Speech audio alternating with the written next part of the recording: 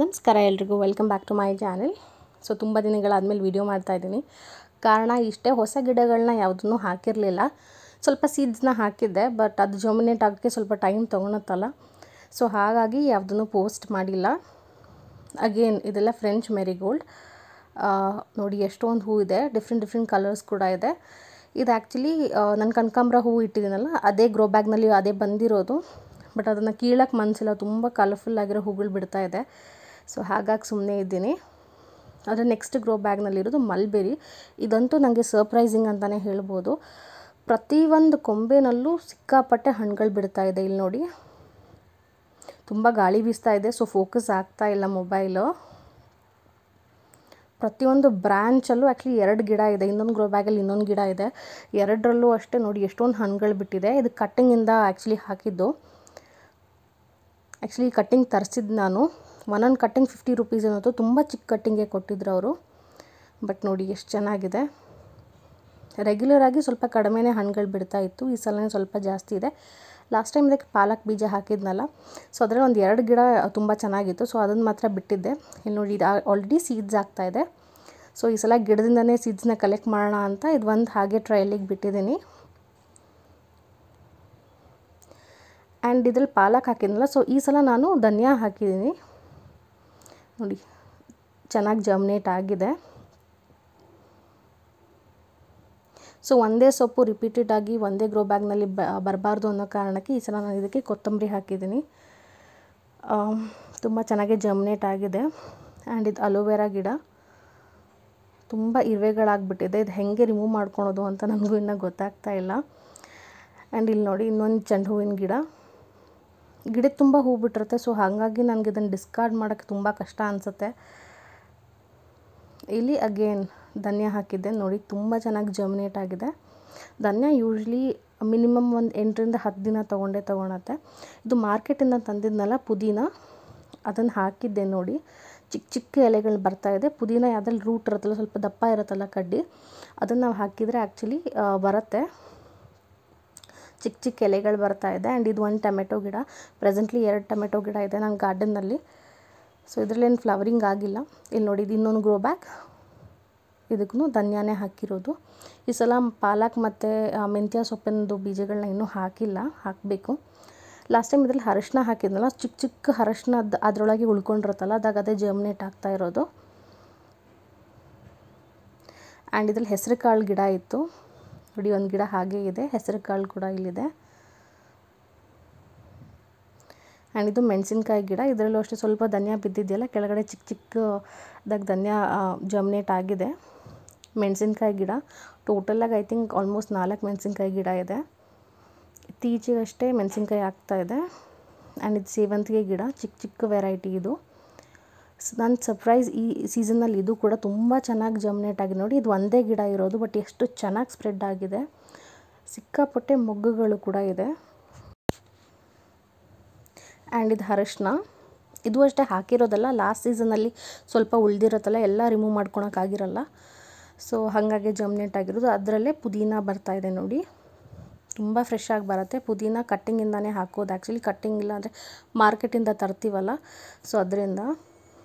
ಇಲ್ಲಿ ನೋಡಿ, ಇಲ್ಲೂ ಕೂಡ ಮೆಣಸಿನ್ಕಾಯಿ ಎಷ್ಟು ಚೆನ್ನಾಗಿ ಬಿಟ್ಟಿದೆ. ತುಂಬ ಫ್ರೆಶ್ ಆಗಿರತ್ತೆ. ಈಗಷ್ಟೇ ಬಿಡ್ತಿರೋದ್ರಿಂದ ತುಂಬ ಕಾಯಿಗಳೇನು ಬಿಡ್ತಾ ಇಲ್ಲ. ಇದು ಇನ್ನೊಂದು ಕಲರ್ ಚೆಂಡು ಹೂವು, ಆರೆಂಜ್, ತುಂಬ ಚೆನ್ನಾಗಿದೆ. ನೋಡಿ, ಗಿಡದ ತುಂಬ ಹೂ ಬಿಟ್ಟಿದೆ. ಇದು ಕೂಡ ಆಲ್ಮೋಸ್ಟ್ 4-5 ಚೆಂಡು ಹೂವಿನ ಗಿಡ ಇದೆ. ಆ್ಯಂಡ್ ಎಲ್ಲ ಗಿಡದಲ್ಲೂ ಅಷ್ಟೇ ಹೂಗಳಿದೆ. ಇದು ರೋಸ್ ಪ್ಲಾಂಟಲ್ಲಿ ಸದ್ಯಕ್ಕೆ ಯಾವ ಹೂ ಆಗಿಲ್ಲ.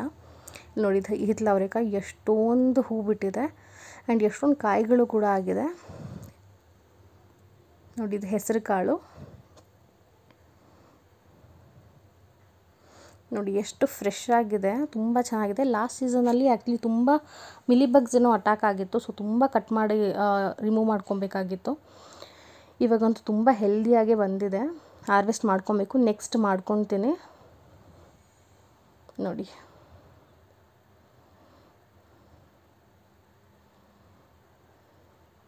ಆ್ಯಂಡ್ ಇದು ಮಲ್ಬೆರಿ ಪ್ಲಾಂಟ್ ಇನ್ನೊಂದು. ಸೊ ಈ ಗಿಡಕ್ಕೂ ಹಬ್ಕೊಂಡಿದೆ, ಹಿತ್ತಲ ಅವರೆಕಾಯಿ ಗಿಡ. ಇದರಲ್ಲೂ ನೋಡಿ ಎಷ್ಟು ಚೆನ್ನಾಗಿ ಕಾಣ್ತಾ ಇದೆ, ತುಂಬ ಫ್ರೆಶ್ ಆಗಿರತ್ತೆ. ಆ್ಯಂಡ್ ಇಲ್ಲಿ ಮಲ್ಬರಿ ಹಣ್ಣನ್ನು ನಾನು ನಿಮಗೆ ತೋರಿಸ್ತೀನಿ ಈ ಗಿಡದಲ್ಲಿ. ತುಂಬ ಚೆನ್ನಾಗಿ ಬಂದಿದೆ. ಒಂದು ಚಿಕ್ಕ ಗಿಡದಲ್ಲಿ ನೋಡಿ, ಗಿಡ ತುಂಬ ಮಲ್ಬರಿ ಹಣ್ಣು. ಮಲ್ಬೆರೀಸಲ್ಲಿ ವೈಟ್ ಮಲ್ಬೆರಿ ಅಂತ ಕೂಡ ಬರುತ್ತೆ. ಅದು ಆ್ಯಕ್ಚುಲಿ ಕಟ್ಟಿಂಗ್ ನನ್ನ ಹತ್ರ ಇಲ್ಲ. ನೋಡಿ ಎಷ್ಟೊಂದು ಬಿಟ್ಟಿದೆ.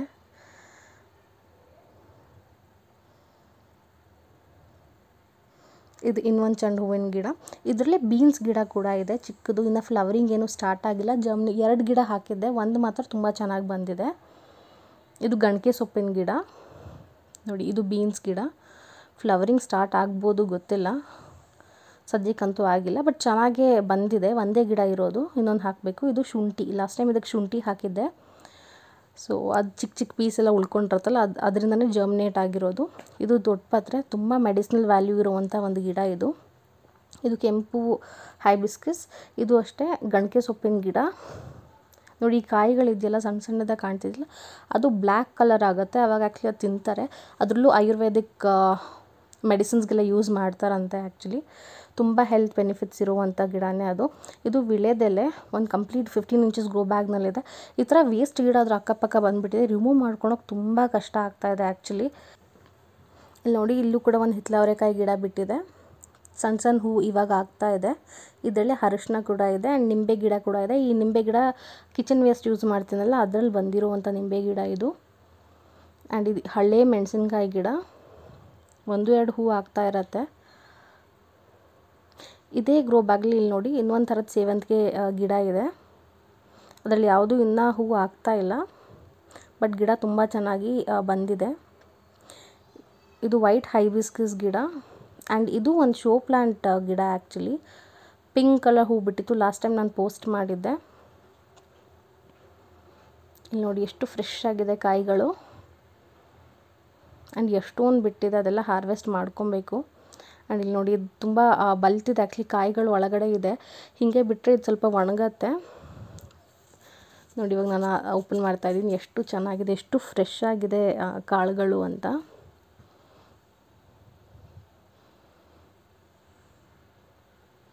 ಇದೆಲ್ಲ ನೋಡೋಕೆ ತುಂಬ ಖುಷಿ ಅನಿಸುತ್ತೆ. ತುಂಬ ಫ್ರೆಶ್ ಆಗಿದೆ. ಸೊ ಒಂದು 3 ಈ ಥರ ಬಲ್ತಿತ್ತು ಕಾಯಿಗಳು. 3 ಹಾರ್ವೆಸ್ಟ್ ಮಾಡ್ಕೊತಾ ಇದ್ದೀನಿ. ಬಿಕಾಸ್ ಒಣಗಿದ್ರೆ ಅದು ಮತ್ತೆ ಯೂಸ್ ಆಗೋಲ್ಲ. ಸೀಡ್ಸಿಗೆ ಆಲ್ರೆಡಿ ಬಿಟ್ಟಿದ್ದೀನಿ 2-3. ನೋಡಿ ಇದೆಲ್ಲ ಸೀಡ್ಸಿಗೆ ಬಿಟ್ಟಿರೋದೆ. ಇದು ಎಳ್ಳಿಕಾಯಿ ಗಿಡ. ಆ್ಯಕ್ಚುಲಿ ಸ್ವಲ್ಪ ದೊಡ್ಡದಾಗಿ ಬಿಟ್ಟಿದೆ. ಅದು ರಿಮೂವ್ ಮಾಡ್ಕೊಳಕ್ಕೆ ಆಗ್ತಿಲ್ಲ ಗ್ರೋ ಬ್ಯಾಗಿಂದ, ಸೊ ಹಾಗೆ ಬಿಟ್ಟಿದ್ದೀನಿ. ಆ್ಯಂಡ್ ಇದು ಪಪಾಯ ಗಿಡ. ಇದರಿಂದ ಪಪಾಯ ಡೆಫಿನೆಟಾಗಿ ಬರಲ್ಲ, ಬಟ್ ಈ ಎಲೆಗಳು ನನ್ನ ನೇಬರ್ಸ್ ತುಂಬ ಯೂಸ್ ಮಾಡ್ತಾರೆ. ಕೆಲವು ಸಲ ಅವ್ರಿಗೆ ಹೆಲ್ತ್ ಇಶ್ಯೂ ಏನಾದ್ರು ಇದ್ದಾಗ ಇದನ್ನು ತಗೊಂಡು ಹೋಗಿ ಜ್ಯೂಸ್ ಮಾಡ್ಕೊಂಡು ಕುಡಿತಾರೆ. ಸೊ ಹಾಗಾಗಿ ಒಂದು ಬಿಟ್ಕೊಂಡಿದ್ದೀನಿ. ಈಗೇನು ಮೆಣಸಿನ್ಕಾಯಿ ಗಿಡಗಳು. ಆ್ಯಂಡ್ ಇಲ್ಲಿ ನೋಡಿ, ಇಲ್ಲಿ ಇನ್ನೊಂದು ಟೊಮೆಟೊ ಗಿಡ ಇದೆ. ಚಿಕ್ಕ ಚಿಕ್ಕ ಟೊಮೆಟೊ ಬಿಟ್ಟಿದೆ ಇಲ್ಲಿ.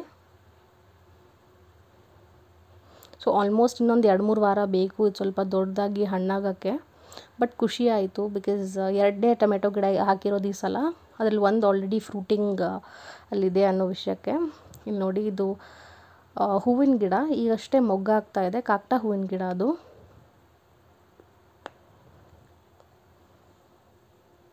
ನೋಡಿ ಬಿಡಿಸಿದ್ನಲ್ಲ, ಅದೆಲ್ಲ ಆ್ಯಕ್ಚುಲಿ ಇವಾಗ ಬಿಡಿಸ್ಕೊಂಡಿದ್ದೀನಿ.